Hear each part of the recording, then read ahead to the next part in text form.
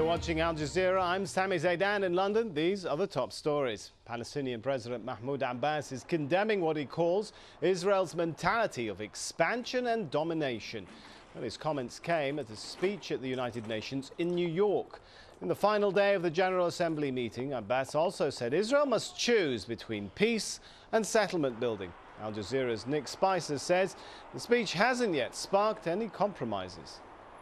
No movement on his side, just as there is no movement on the Israeli side. The American diplomats we've been talking to are doing their darndest to bring out some kind of a compromise. We understand that Mahmoud Abbas will be meeting with George Mitchell, the special American envoy to the Middle East for the peace process. He spoke with Hillary Clinton for nearly half an hour last night. They're trying to push both sides towards some kind of a deal. Well, the president of the Commonwealth Games Federation says India still isn't ready to host the event, just days before it's due to start. Mike Fennell says progress is being made in the final build-up after a series of embarrassing lapses, including a roof collapse at one of the venues.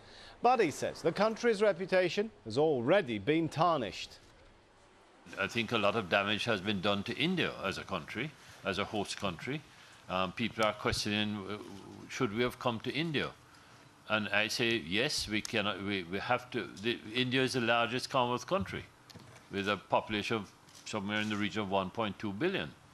And certainly this is something that we need to do to encourage and see how they can improve and host other events as well.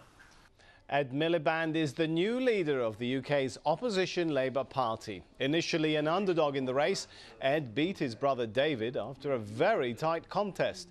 Speaking afterwards, he promised to rebuild the party, which was defeated in a general election in May after 13 years in power. Speculation is now turning to what role the defeated brother might get in the shadow cabinet. Japan is refusing to apologize for detaining a captain of a Chinese fishing trawler in disputed waters. Well, the skipper has now arrived home after Japanese authorities agreed to release him. But that wasn't enough for Beijing, which is demanding Japan says sorry and pays compensation to the crew. Al Jazeera's Melissa Chan reports. After Japan's release of the Chinese fishing captain, many expected the two countries to diplomatically put the incident behind them. But it's clear that China's not finished and has chosen to take the situation and run with it.